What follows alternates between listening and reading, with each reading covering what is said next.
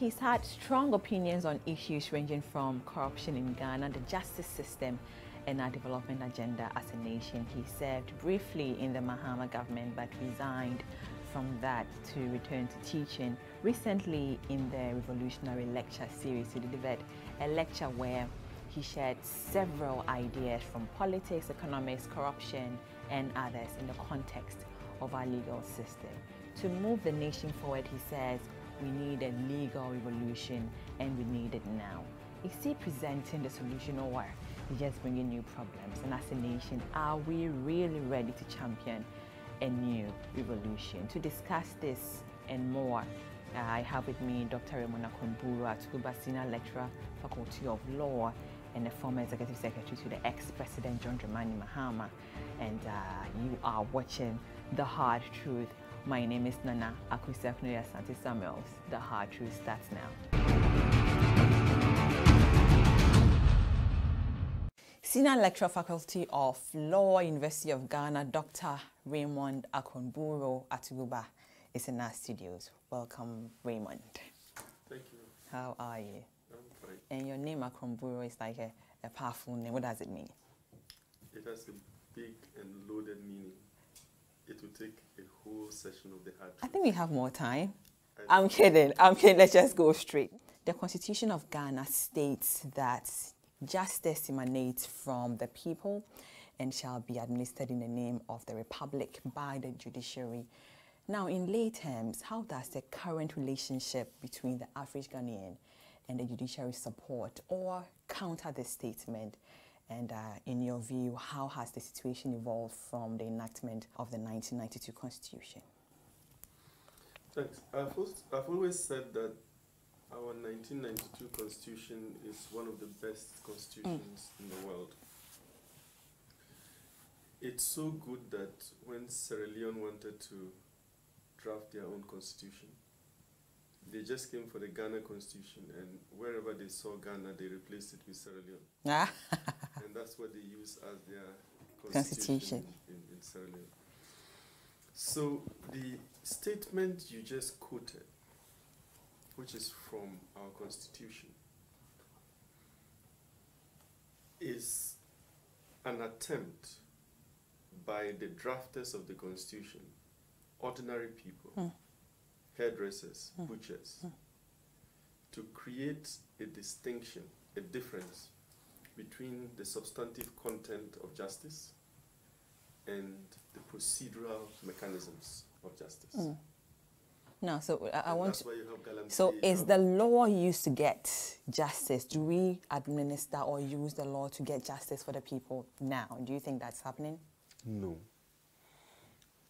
It is the people who determine, who should determine the substantive content of justice. You have called for a positive revolutionary spirit of action in the bosom of every Ghanaian. The revolution that happened in the 90s or 1970s was in the form of a coup, which was now we can say it's a treasonable offense. When you look at the Merriam-Webster dictionary, it defines revolution as an overthrow or repudiation and a thorough replacement of an established government or political system. Now, exactly what kind of revolution are you thinking or talking about? If you talk to every Ghanaian today, what they want is change.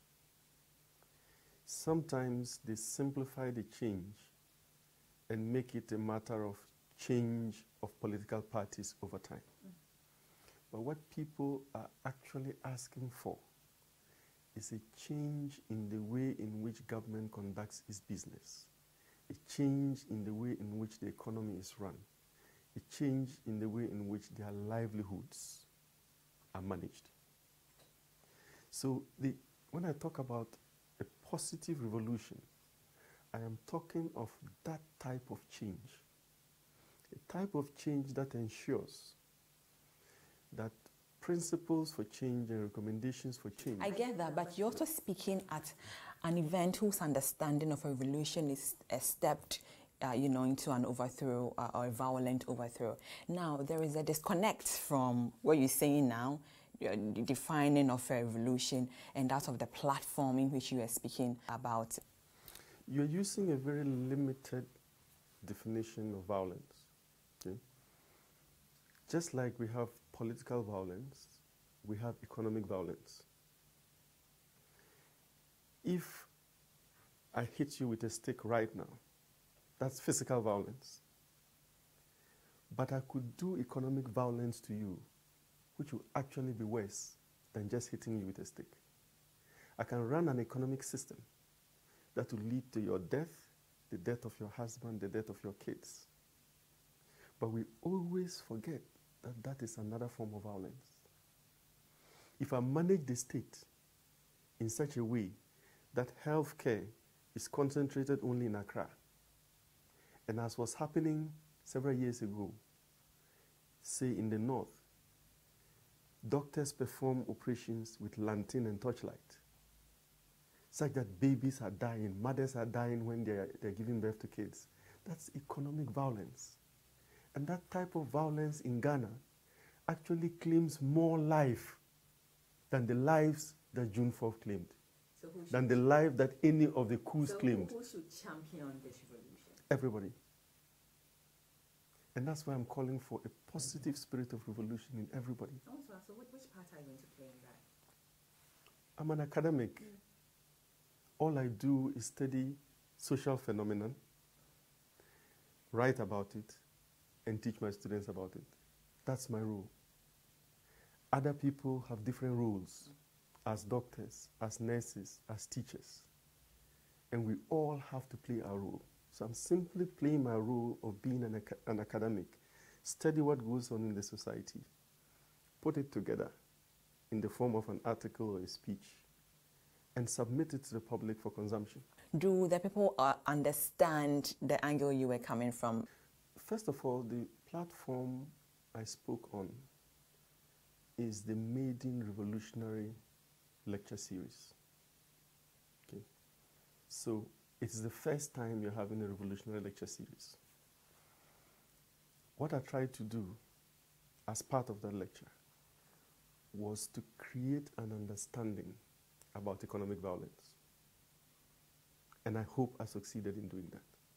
To establish that violence is not just physical, it's not just political, but it can be economic.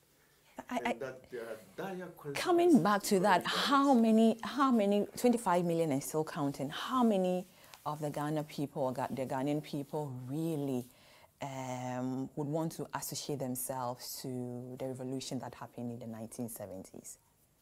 The evidence is that the 1979 revolution was the most popular. Every segment of society supported it. I was just a few years old then, so I don't know if I would have supported it if I were older. But the evidence from all the books that have been written about it was that it was a popular revolution supported by all segments of society. So that's what the record says.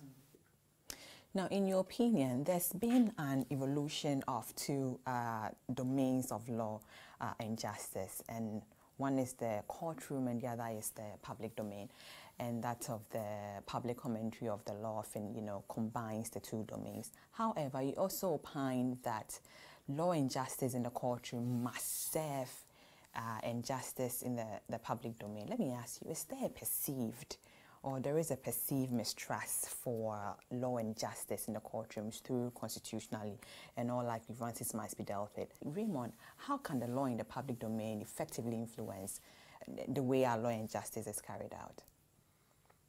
It's not difficult, and part of the problem we have is that people keep telling us that it's difficult to make the law in the public sphere sync with the law in the courtrooms. That's not true. It's very easy to do. In fact, if you don't do that, your justice system would never work to serve people. And what you get would be Delta forces, okay, or Muntie 3. So it is possible to do that. What do people complain about justice in the courtrooms? They complain that it takes too long to get to court. They complain that it's too costly to get to court. They complain that when they get to court, there are delays. When they get to court, they talk in some strange jargon which they don't understand. They complain that justice is sometimes bought. They complain that there's political influence. Is it just complaints, or these are actual facts or happenings that happens or occurs every day? I prefer to take them to answer this question from the people's perspective. This is what people say based on their experiences. Okay, so whether it is true or not, that is how they perceive it to be, and that is how they react to it. So when it comes to justice delivery, reality is as important as perception. If I perceive that the justice system is unjust, I will relate to it in that way. So it doesn't matter that it is true or not. That's my perception. That's the public perception. So the two are very critical. Directly on your question, there has been some evidence that this is actually the case. Okay, so in this case, public perception about the judiciary equates with the reality and the truth. Okay. So back to the point I was making. These complaints are justified.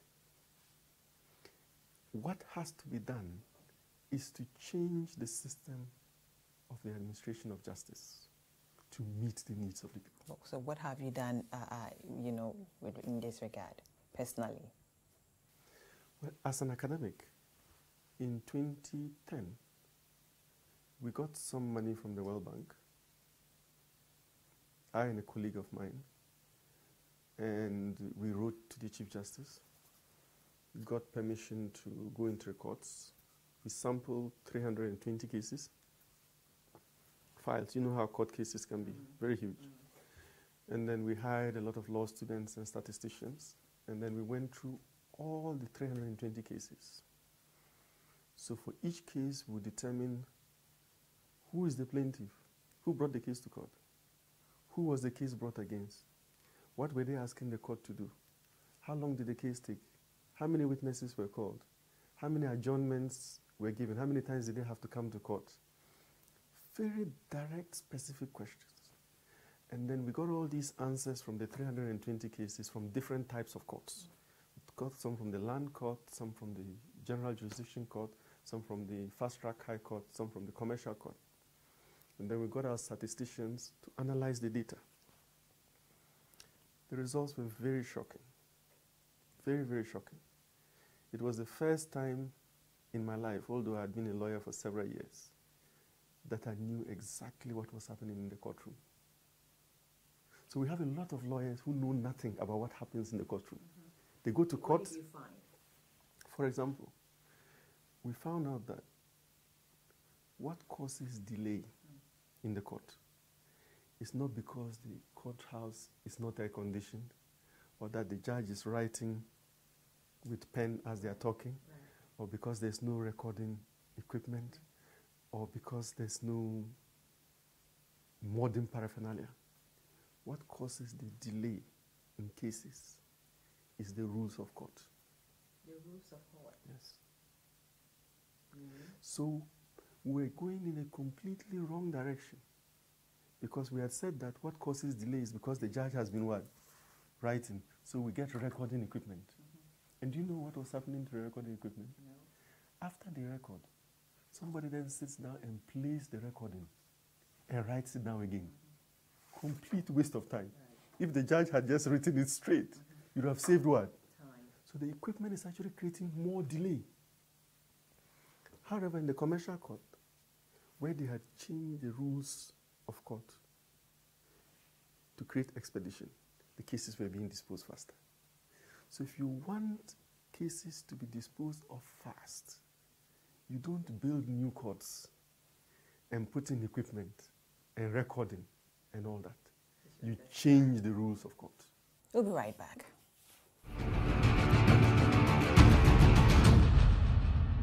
Welcome back to The Hard Truth, and we still have in the studio Dr. Raymond Atuguba. He's a senior lecturer at the Faculty of Law, University of Ghana. Raymond, there's a lot of, I would say, misinformation on fake news, and in some cases, I would say, ignorance of the law and justice, which unfortunately is not properly regulated. Now, it's such that the citizenry create wrong opinions of what the law and justice should actually mean. Let me ask you, does the public domain therefore understand or still remain credible to the force of or the influence of the court? So we are approaching this issue the wrong way. It is not the duty of the citizen to educate himself or herself about court processes. It's the duty of the state which set up the court system to educate the citizen on those systems. Something happens on radio, on TV each day, people call in, this should be done to this person, I mean the one who, the offended person, that should be done to that person. And you know, there are certain procedures, different procedures in the Constitution or even in the law court. Now, who do we listen to, or who should the justices or the law listen to? But the people are calling for a certain blood. Justice needs to be served in the right direction. How do we marry the two? We shouldn't choose one or the other. We should correct the problem. Our Constitution says that the National Commission for Civic Education should provide civic education to citizens. Do they do that? If they don't do that, it is not the fault of the citizens. It is the fault of the state that citizens are not educated about court processes so that they understand them enough to avoid making the mistakes they make. And until we put in money in NCCE to conduct such educational programs, we cannot blame the citizens for not knowing. No, but education is a public... Automatically someone goes to murder someone, and then there's an uproar in society. He should be killed, he should be fired, he should, you know, he should be imprisoned for life. And then the law says otherwise. Automatically we feel, oh, I mean, it's not a severe punishment enough. Again, how do we marry what's the public notion of how justice should be administered to what the law really is? The only way to do it is for the two to communicate better. Right now, the two are not communicating. And I've said that it's the duty of the state institutions to do that. It's not the duty of the citizens. Until it's done, there will be a gulf between the public expectations of the law and the sanctioned procedures of the law. That's how come you get multi-entry. That's how come you get Delta forces. The current court procedures and processes in administration of cases makes it costly. We said that earlier, and people can't pay, lawyers charging a lot and all that. Now we have people who also are hesitant to proceed to court to seek redress due to the cumbersome nature of the processes again, and a lot of money involving. Now, as a lawyer who operates within this system, how might you have also contributed to the perpetuation of the system, and are you part of the problem? Can I say that perhaps you are part of the problem too? Definitely. We lawyers are part of the problem. To solve the issues in the legal sector, you have to solve it through external agencies. All along since independence, we have sought to solve the problems in the courts, solve the problems in the legal sector by using lawyers and judges. It's like telling someone with malaria, go and treat yourself. We have to get to the point where ordinary people outside the legal and justice domain determine the change that should happen there. If you leave it to lawyers and justice to change the legal and judicial sector, it will never happen. So you personally, what would you do, or what's your personal contribution, to fight the system? In 2008, I was asked to give a lecture at the Ghana Bar Association annual conference. And I proposed a number of reforms. A couple of years later, I was glad to see that one of the reforms had been adopted, which is instead of calling hundreds of witnesses to come and testify in a case, you let the witnesses tell you what they want to say, and you write it up. It's as simple as that. What of pro bono? Someone will say, well, lawyer Atuguba, I don't have the cash. I mean, don't you do cases on pro bono basis sometimes? Yeah, I started my legal career as a legal aid lawyer. So I was I've done that already, so now is my money. I'm used to doing cases for free. It was in about 2009 or 2010, I've forgotten, that I decided that no, I had to start making money. And so I asked my firm to reduce the number of legal aid cases. Yeah. You also advocated for the immediate adoption of revolutionary rules of the court that moved from court processes closer to the truth through the incorporation of inquisitorial mechanisms that makes the court hall more efficient. And for this, you believe we need external agents. Which external agents were you referring to, Raymond? Anybody apart from lawyers and judges. Like who? For example, there's a land case in court. Yes. Okay. Then you ask one party to call witnesses. The witnesses would come and say, this land belongs to, so let's say one side calls 10 witnesses, another calls 10, that could take 2-3 years. I getting it? And it is one person's word against what? Another. You could reduce that 3 to 5 year process to 3 to 5 months by using an inquisitorial process, where, for example, you get an investigator to find out exactly who owns the land. Sometimes it's as easy as writing to the Lands Commission for the Lands Commission to say, this land belongs to what? X. That can take a few hours. But our court processes would say, you go to the Lands Commission, get the document, then you come back to court, then you tender the document, then somebody objects, then you take the objection, the arguments for the objection, rule on the objection.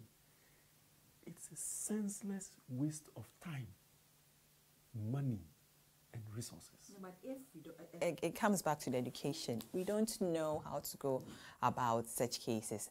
And then you mentioned that those in charge should actually educate all of us on it. But I mean, I'm sure there are a lot. So how are you expecting the education form to take place? How should it happen?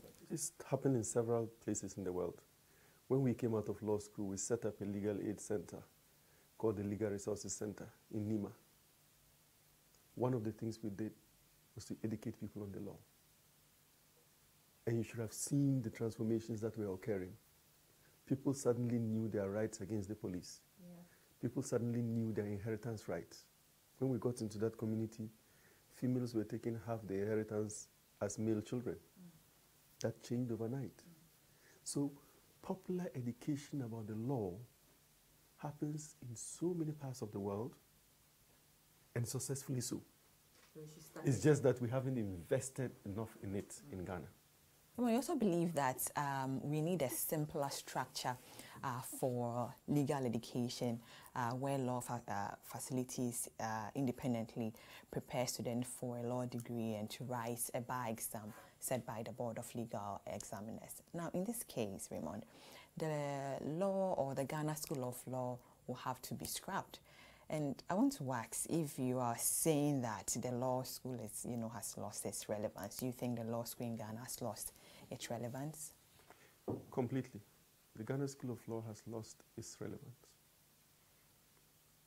Given the configuration of legal education today, given the fact that before 2000, we had only one law faculty in Ghana, but now we have more than 10, even 20 law faculties. The system of legal education has to change. moving from 1 to about 20 in a short space of 15 years is a big jump. Yeah. And so you have to change quickly to adapt. It's a good change. So meaning what? From the university, you just go straight to write the exam. So you don't have to go to Makola. exactly. What should happen is that all law faculties should be asked to prepare their students for 2 things: to get a degree in law and to pass the bar exam. So you come in, wherever they're getting their lectures from, wherever they're getting their material from, however they do it, they should prepare their students to get a degree in law, where they study the basic subjects of contracts, constitutional law, and so forth. And second, they should prepare them to write a bar exam that will qualify them to practice in the courts.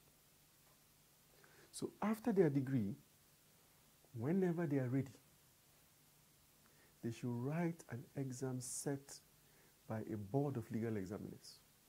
So why can't it be immediately after their 4-year program? It can be immediately after. In fact, it's even better. You stated, Raymond, in your lecture that in the present time, party faithfuls and foot soldiers, Ghana State's influence and positions and millions of citizens to themselves and so on. As a democracy, we have laws, that are to promote probity and I would say accountability. But with these happenings, is there like a way of stopping, or have we stopped caring about these things? Where I remember you talked about your mom in your lecture. Have we stopped caring as a people?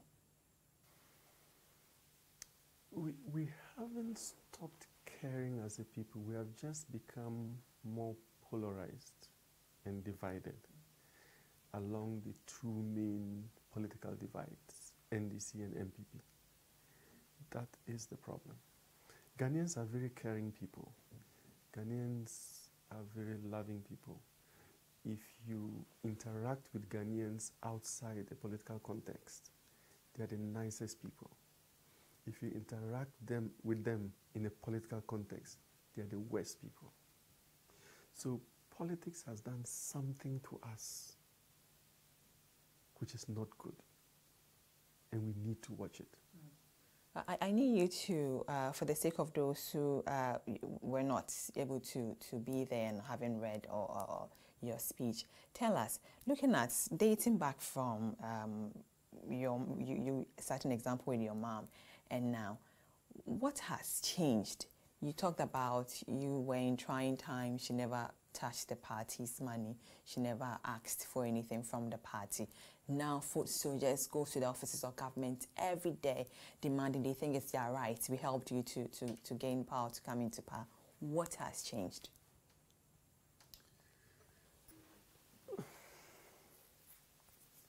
A lot has changed. When the parliament convened in 1993, the parliamentarians were driving saloon cars, and they were second-hand saloon cars. In other words, the money government gave to the MPs of 1993 for their cars could only buy second-hand saloon cars. Okay.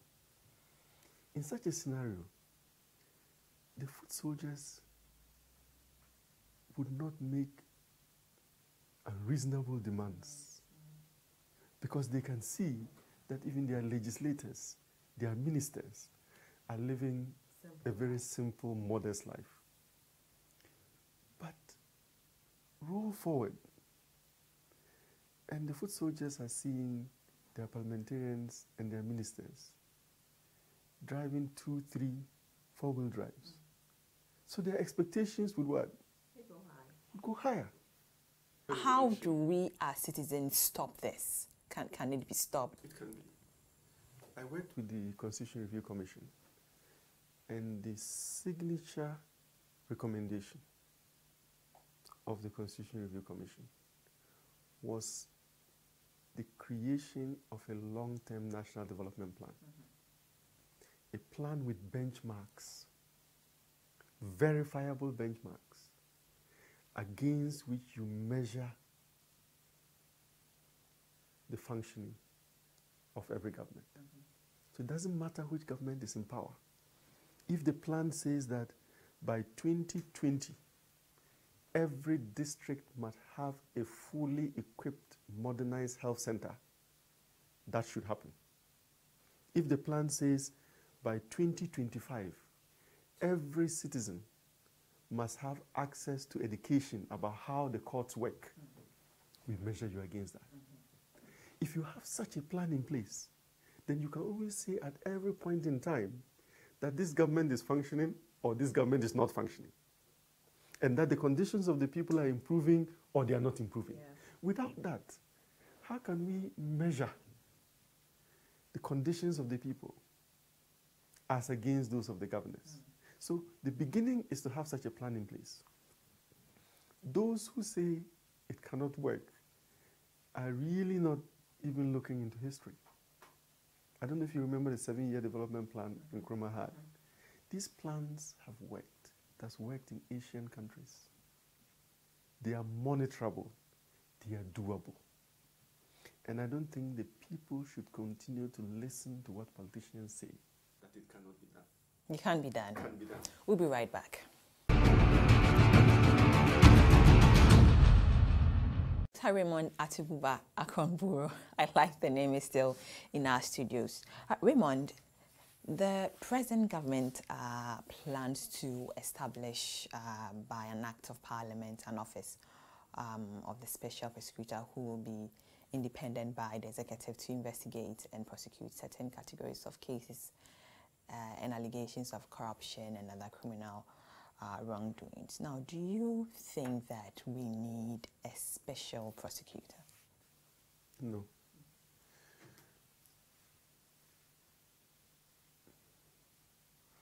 There are about 4 things that we need to understand about corruption. The first is that corruption is a subset of a broader problem of wastage.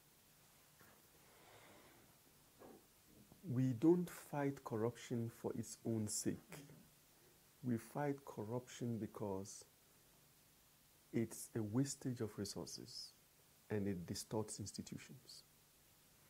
So, fighting corruption alone as a function of wastage, whilst forgetting completely about the other forms of wastage, is not very intelligent.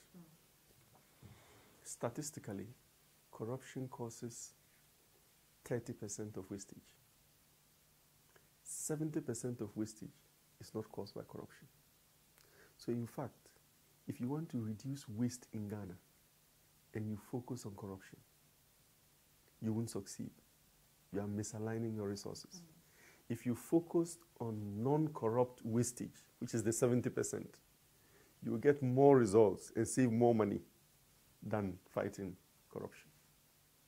And wastage, leaving the light on when you are going to work and coming back at 5 p.m. and the light is still on, it's an example of wastage. Secondly, there is a difference between monetary corruption and all the other forms of corruption. So we are zeroing in now. Monetary corruption is where I give you money and influence you to do something I want you to do. But that's just a tiny part of corruption. There are other forms of corruption. People trade other things other than money in order to get people corrupt. Let's say you have law school admissions. You don't pay any money, but you get somebody to call somebody to get someone in who shouldn't be in. That's what? Corruption. But it's not monetary. Okay. So that's the second level we should look at. And again, this again goes beyond. So you Raymond, you've been asked to buy something for the government, 50 Ghana cedis. You ballooned it to perhaps 500 Ghana cedis. and you were smart. And there is a special prosecutor who went through the books and is able to find the remainder of the money. So in this case, I mean, how do we treat you? Who should put you to jail? That brings me to my third point. What type of corruption should we be focusing on? There is internal corruption and external corruption. Internal corruption is minuscule. The amount of money that is said to be taken by politicians and other operatives is tiny compared to the amount of money that transnational corporations are stealing from Ghana every second. So what, do we leave them? It's tiny, so it's no money at all. So do they keep our money? No, I'm not saying leave them. I'm saying that in the face of limited resources, push the resources where you will get the maximum results. So you are telling us that it's so small, we should go chase the big one. Someone at home will say, okay, so it's giving me the plan. So the government shouldn't focus on me following something big, but rather should go for, the big monies. What are you saying? So if you give me 10 cedis and ask me to utilize the 10 cedis, yes, I would be foolish to apply the 10 cedis to something that brings in less when I could apply the 10 cedis to something that brings in more. Mm-hmm. Okay.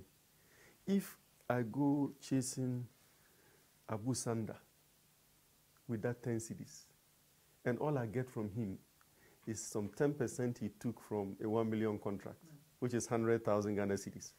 Really? When I can use that 10 cedis to chase a transnational corporation that is siphoning billions of dollars, I'll be foolish to go chasing Abu Sanda. What if we have a lot of Abu Sandas in the system? The 10, could be a lot of money. In the system. I don't think that anyone who steals money should keep it.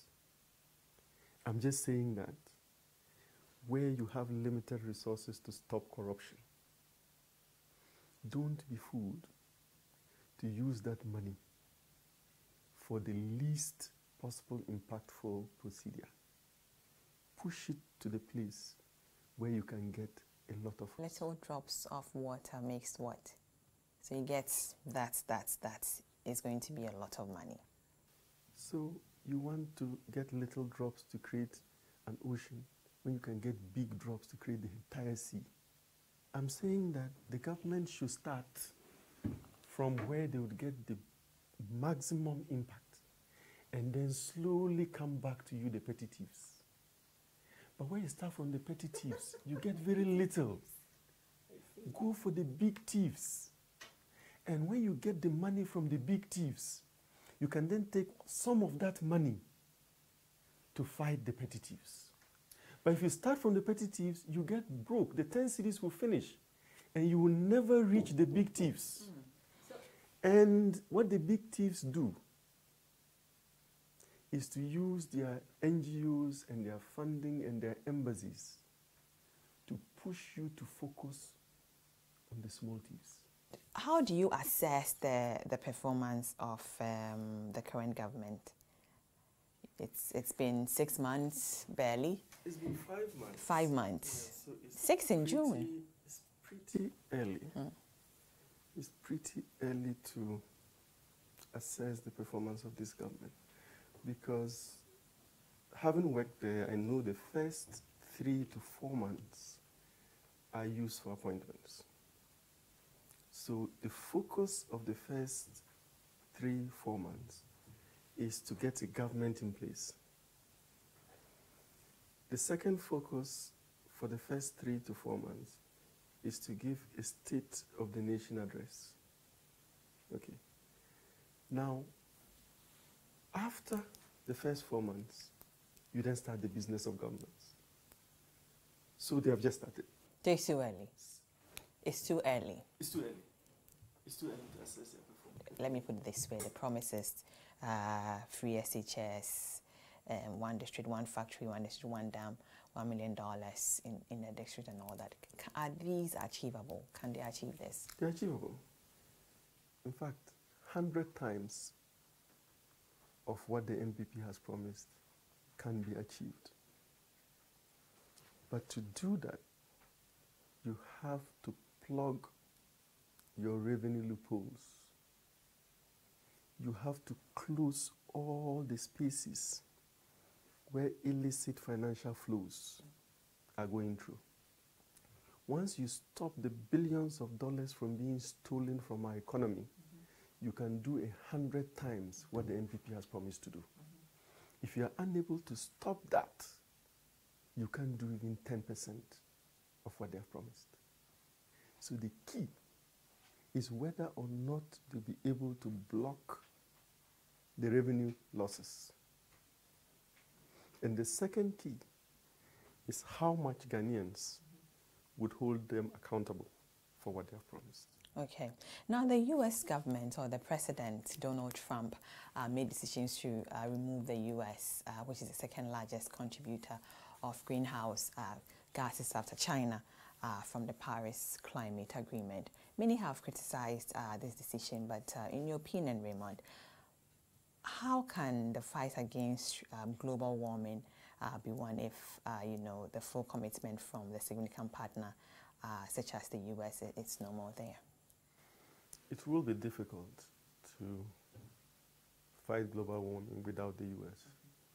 It will be very difficult. I think it's an unfortunate turn of events, but I think that the procedure for getting out of it is quite long and laborious. And my hope is that during the several years that it will take for this to be actually done,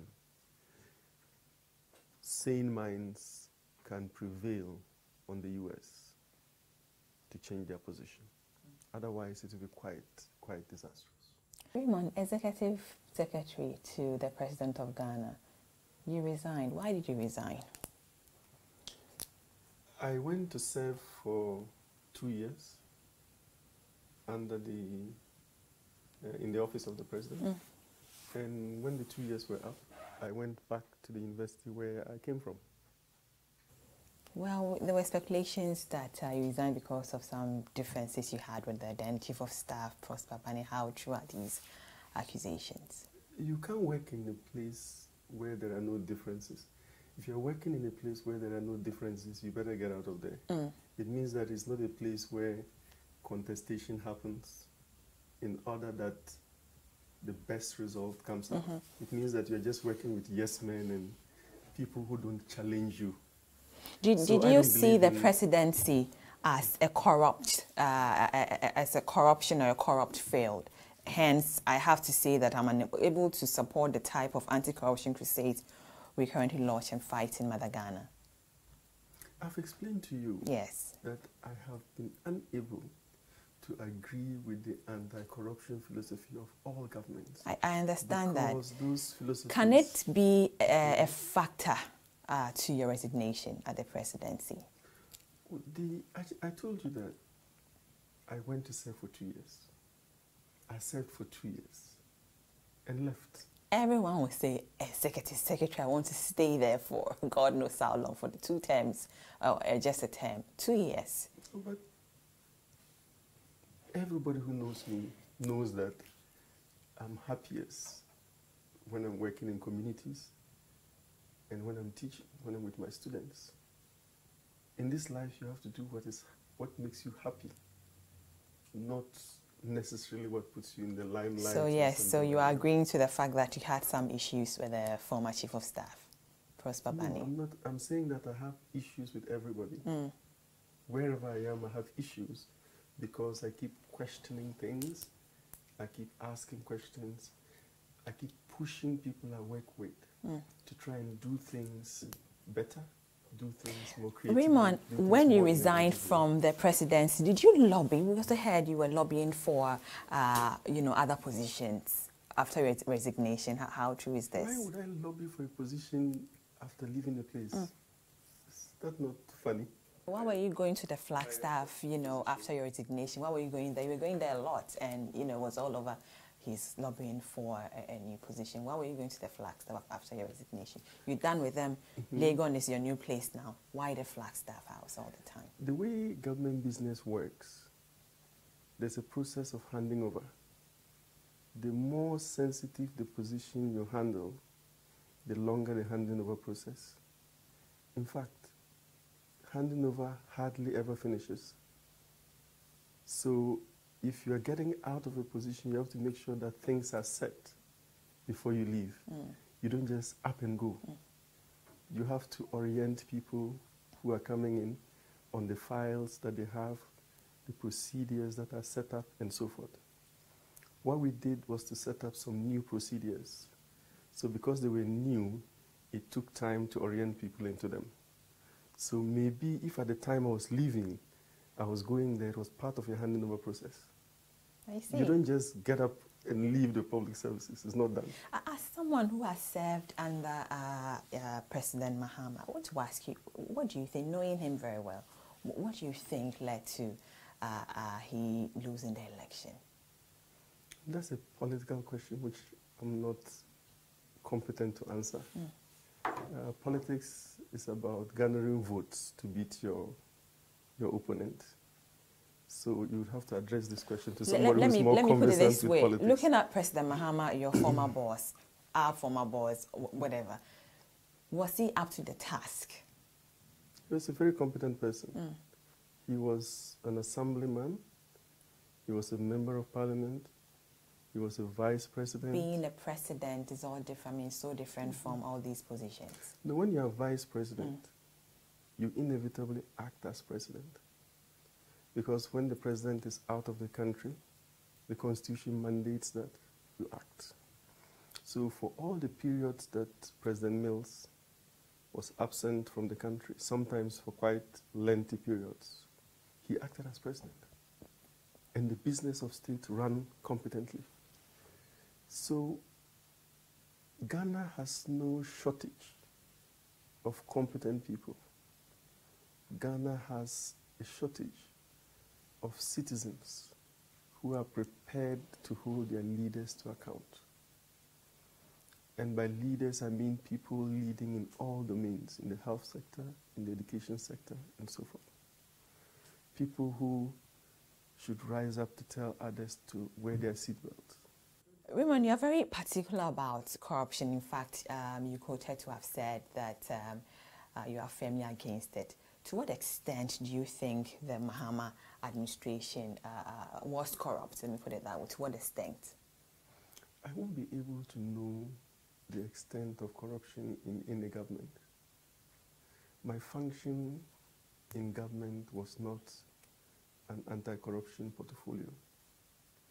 So this question is best reserved for people who worked in anti-corruption agencies during various regimes. So going back, was President Mahama competent? Was he competent enough to lead the pack? He was competent for the job. Thank you so much, Raymond, for talking to the Heart. Thank you. Dr. Raymond Akronburu Atuguba is a senior lecturer of Faculty of Law, University of Ghana, has been in our studio. My name is Nana Kusafnuda Santi Samuel, and you've been watching The Hard Truth. Have a good evening. Bye.